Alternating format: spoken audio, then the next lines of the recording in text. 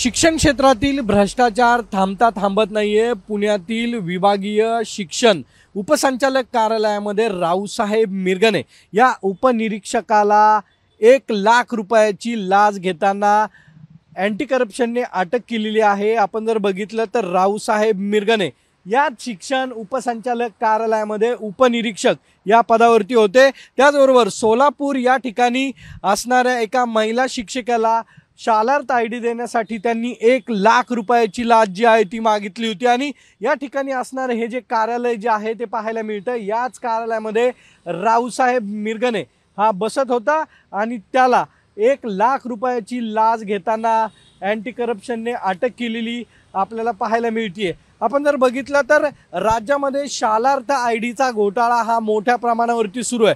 त्यासाठी शिक्षण विभागाने SIT जी आहे ती स्थापन केलेली आहे। आणि हे सर्व सुरू असताना SIT स्थापन असतानाही शिक्षण उपसंचालक कार्यालयामध्ये शिक्षण उपनिरीक्षक जर लाच घेत असतील तर यापेक्षा मोठं दुर्दैव म्हणायला नको। कारण की यासारखा घोटाळा जो आहे तोच नागपूरमध्ये झालेला होता। त्यामध्ये शिक्षण उपसंचालकाला अटक करण्यात आलेली होती। अनेक जणांचे धागेदोरे जे आहेत तेही त्यामध्ये मिळालेले होते।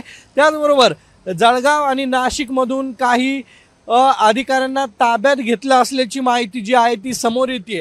आणि आता रावसाहेब मिरगणेला अटक करण्यात आलेली आहे। रावसाहेब मिरगणेकडून अनेक घोटाळे जे आहेत ते समोर येण्याची शक्यता जी आहे ती वर्तवण्यात येते।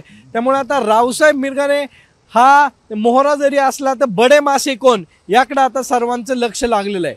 कॅमेरामन किरण काजळेसह सागरावर साम TV पुणे। देश विदेशातील प्रत्येक घडामोडींचे लाईव्ह अपडेट मिळवण्यासाठी आता साम टीव्हीच्या सर्व सोशल मीडिया प्लॅटफॉर्मला लाईक, फॉलो आणि सबस्क्राइब करा। तसंच सर्व नोटिफिकेशनसाठी बेल आयकॉन प्रेस करायला विसरू नका।